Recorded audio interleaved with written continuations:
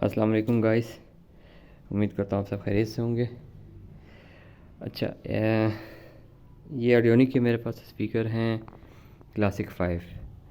अब इनका मसला ये हुआ है कि ये आप देख सकते हैं, ये इसका जैक है। ये जैक जो है ये इसके अंदर ही टूट गया, और इसके टूटने से क्या हुआ है कि आप ये देख सकते हैं कि ये इसके अंदर ही था बिल्कुल, मतलब ये पूरा इसके अंदर था। तो अगर आपके साथ कभी इस तरह का मसला हो जाए तो आपने फिर इसके साथ करना क्या है। आपने क्या करना है कि आपने एक इस तरह की एक पिन ले लेनी है बारीक सी, ठीक है, जैसे ये इसके अंदर फंसा हुआ है, ठीक है। पिन ले लेनी है आपने और इसको इतना गर्म करना है कि ये बिल्कुल रेड हो जाए।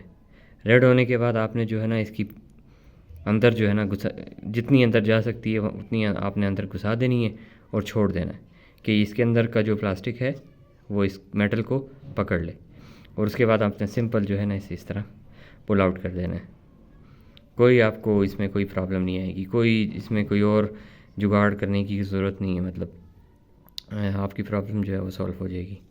तो इस तरह का आप नया जैक लेके मार्केट से, तो ये इसकी पिन में जो है ना इस तरह से आप लगा लें।